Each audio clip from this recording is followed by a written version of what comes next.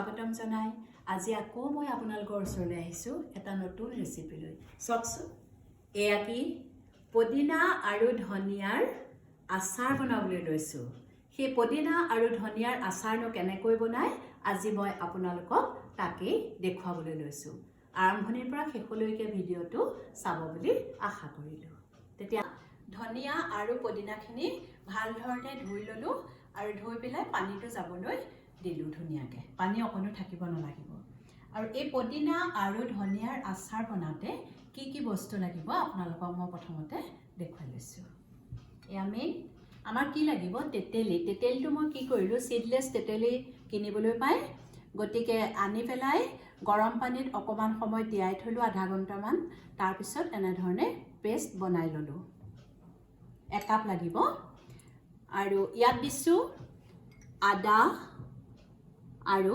নহৰু কেইফুটামান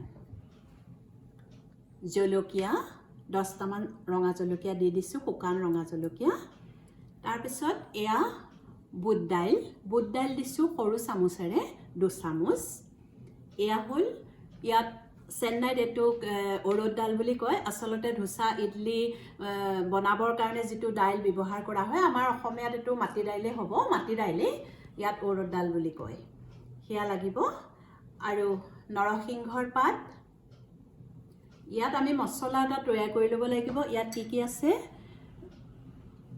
সৰিয়হ ক'লা সৰিয়হটো আছে জিৰা আছে আৰু মিঠি আছে এই নিমখ আৰু হালধিটো দিবই লাগিব জানে সকলোৱে এইখিনি বস্তুৰে আজি মই আপোনালোকৰ আগত ধনিয়া আৰু পদিনাৰ আচাৰ বনাই দেখুৱাব বিচাৰিছোঁ আৰু এই আচাৰটো মই কাৰ পৰা শিকিছিলোঁ মোৰ ইয়াৰ লগৰ বান্ধৱী তেলেগু তামিল ফ্ৰেণ্ডবিলাকক সুধি পেলাই এই আচাৰটো বনাই আপোনালোকক দেখুৱাবলৈ লৈছোঁ প্ৰথমতে এদিন মই নিজে বনাই খালোঁ বহুত ভাল লাগে আৰু এই আচাৰটো ইয়াত কিনিবলৈ পাই বহুত পদিনাৰ আচাৰ ধনিয়াৰ আচাৰ কিনিবলৈ পাই অসমলৈ এবাৰ লৈ যাওঁতে মানুহবিলাকে খাই খুবেই ভাল পালে গতিকে মই ভাবিলোঁ মই আজি যদি বনাই ৰেচিপিটো দিওঁ আপোনালোকেও নিশ্চয় ভাল পাব ঠিক আছে এতিয়া কিটচেনলৈ গৈ এই কামখিনি আৰম্ভ কৰোঁ গৰম হৈ গ'ল এতিয়া মছলাৰ কাৰণে কি দিম সৰিয়হ জিৰা আৰু মেথি অকণমান ভাজিব লাগিব ভাজি পেলাই যেতিয়া গৰম হ'ব ঠাণ্ডা হোৱাৰ পাছত আমি মিক্সিত গুড়ি কৰি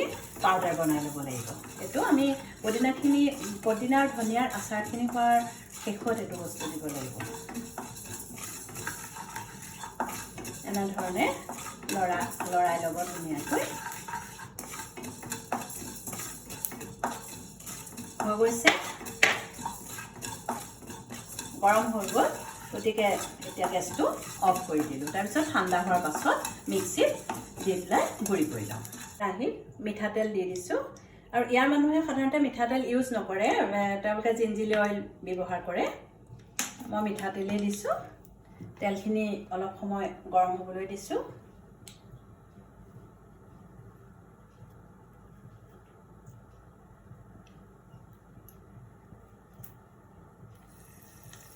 তেল গৰম হৈ গ'ল এয়া চানা দাইল মাটি দাইলটো জলকীয়াখিনি আৰু নহৰু আৰু আদা দি ভালধৰণে এতিয়া লৰাব লাগিব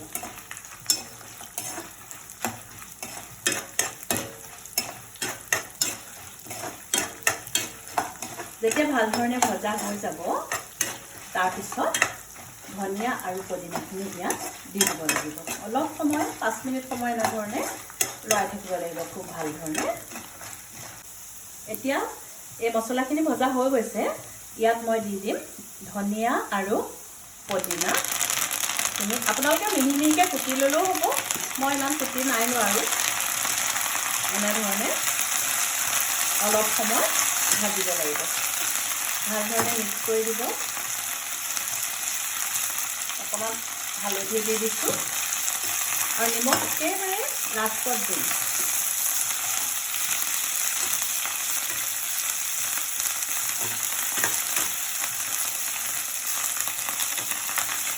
এনেধৰণে ভাজি থাকিব এয়া চব ভজা হৈ গ'ল বহুত বেছিকৈ ভাজিব নালাগে কেঁচা গুণটো গ'লেই হ'ল আৰু এইখিনি হোৱাৰ পিছত মই যিখিনি তেতেলী থৈছিলোঁ সেই তেতেলীখিনি ইয়াত দি দিব, দি পেলাই ভাল ধৰণে মিক্স কৰি দিব।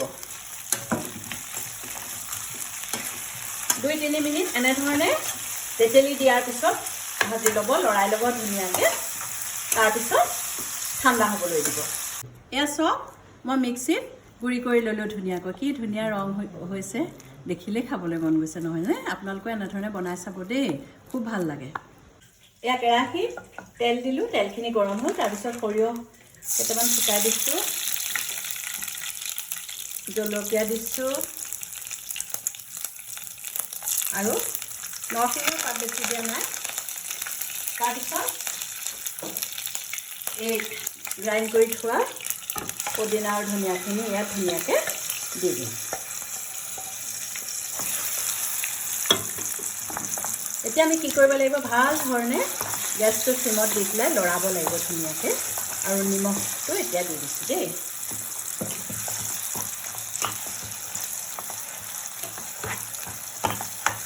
এনেধৰণে অকণমান লৰাই থাকিব আপোনালোকে 5 মিনিট সময়। আৰু তেলটো দেখিব যেতিয়া ছেপাৰেট হৈ যাব তেতিয়া গেছটো অফ কৰি থৈ দিওঁ। মই অকণমান জলকীয়া গুড়ি দিছোঁ ৰঙৰ কাৰণে। ৰংটো তেতিয়া জলকীয়া গুড়ি দিলে ভাল লাগে দেখি। আপোনালোকে টেষ্ট কৰি চাব, নিমখ যদি কম হয় অকণমান দি দিব, নিমখ আপোনালোকৰ নিজৰ আন্দাজমতে দি দিব দেই। এয়া তেলখিনি ছেপাৰেট হৈ আহিছে আৰু ধুনীয়াকৈ আমাৰ আচাৰ হৈ গৈছে। এই যে গ্ৰাইণ্ড কৰি থৈছিলোঁ মছলাটো, সৰিয়হ, জিৰা আৰু মিঠি গুটি, ইয়াত মই মিক্স কৰি দিলোঁ। আমাৰ আচাৰ অলৰেডি হৈ গৈছে। এয়া আচাৰ, পদিনা আৰু ধনিয়াৰ আচাৰ হৈ গ'ল, ঠাণ্ডা হৈ গ'ল। কেৰাহীৰ পৰা নমাই বাউলত থৈছোঁ। তাৰপিছত মই চিচা বটলত ভাল ধৰণে ভৰাই থ'ম। এই আচাৰটো সঁচাকৈ খাবলৈ বিৰাটেই ভাল লাগে। আপোনালোকেও বনাই খাই চাবচোন দেই। ধন্যবাদ। আজিলৈ ইমানতে মোৰ ৰেচিপি সামৰণি মাৰিছোঁ। নমস্কাৰ।